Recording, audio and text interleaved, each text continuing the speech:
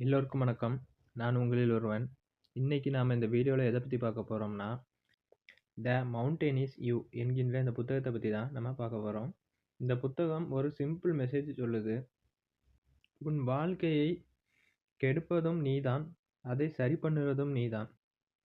உன் வாழ்க்கையை கெடுப்பதும் நீதான்னா, நம்ம வாழ்க்கையில நல்லதோ, கெட்டதோ ஆகுறதுக்கு முக்கிய காரணம் நாமே தான். சிம்பிளா புரிஞ்சுக்கணும்னா, நம்ம சிந்தனை, அப்புறம் நம்மளோட முடிவுகள், நம்மளுடைய செயல்கள்.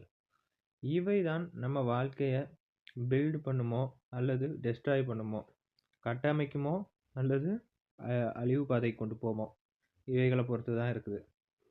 நம்ம வாழ்க்கையில் பெரிய எதிரி யார் தெரியுமா?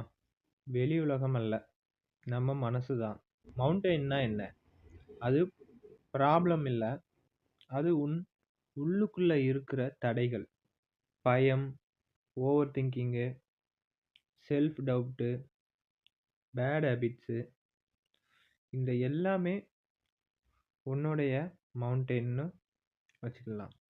அதாவது எளிதா புரிஞ்சுக்கிறேன்னா, இது எல்லாமே உங்களுக்குள்ள ஒரு மலை மாரி, ஒரு தடையா உங்களுக்கு இருக்கு. நம்ம ஏற வேண்டியது வெளி உலகத்துலலாம் இல்ல. நம்மளோட மனசுக்குள்ள தான் நம்ம அந்த மனசுக்குள்ள இருக்கக்கூடிய அந்த மலைய நம்ம ஏறப் போறோம். சரிங்களா? அதுதான் இந்த புத்தகத்துல சொல்லியிருக்காங்க. அப்புறம் பார்த்தீங்கன்னா, நம்ம வாழ்க்கைய நாமளே தெரியாம கெடுப்பது. இத இங்கிலீஷ்ல செல்ஃப் சபோட்டேஜ்ம்பாங்க. அதாவது இப்ப பார்ப்போம். இதுக்கு ஒரு எடுத்துக்காட்டு சொல்றேன். நல்ல வாய்ப்பு வந்தாலும் என்னால முடியாதுன்னு விட்டுடுறோம். ஜிம் போகணும்னு நினைக்கிறோம். நாளைக்கு போகலாம்னு விட்டுடுறோம். இதெல்லாம் நம்ம சோம்பேறித்தனம்னு நினைக்கிறோம். அது சோம்பேறித்தனம் இல்ல.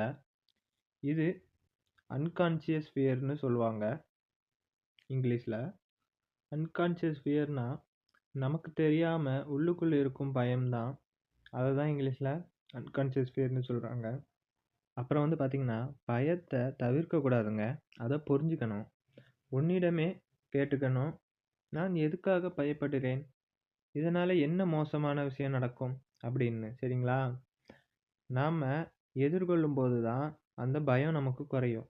அப்புறம் பார்த்தீங்கன்னா, நம்மளுடைய பழக்கவழக்கங்கள நாம மாத்திக்கணும். ஏன்னா, நம்ம பழக்கவழக்கங்கள் தான் நம்மளுடைய எதிர்காலத்த தீர்மானிக்குது. பேட் ஹேபிட்லாம் பார்த்தீங்கன்னா, ஃபோனுக்கு அடிக்ஷனா இருக்கிறது, ஓவர் திங்கிங் பண்றது, ப்ரோக்ராஸ்டினேஷன் செய்றது, பேட் ஹேபிட் அதாவது தீய பழக்கங்கள். கைபேசிக்கு அடிமையா இருக்கிறது, அதிகமா யோசிக்கிறது, எதனாலும் தள்ளி போடுறது. இந்த 3 பழக்கங்களையும் நம்ம மாத்திக்கணும். அதுக்கு பதிலா நம்ம நல்ல பழக்கங்கள், புத்தகம் வாசிக்கிறது, எக்சர்சைஸ் பண்றது, மெடிடேஷன் பண்றது, இப்படி மாறிக்கிடணும். ஒரு சின்ன மாற்றம் தான் நமக்கு ஒரு பெரிய ரிசல்ட் தரப்போகுது. ஒழுக்கம் நமக்கு ஒரு சுதந்திரத்த குடுக்கும். அதாவது இந்த மோட்டிவேஷன் ஒரு டெம்பரரி தான். அதாவது நம்மளோட ஊண்டுதல் தற்காலிகம் தான்னு இங்கிலீஷ்ல சொல்றாங்க. ஒழுக்கம் தான் நிரந்தரம்னும் சொல்றாங்க. நீ ஃபீல் இல்லாம இருந்தாலும் ஆக்ஷன் எடுக்கணும்.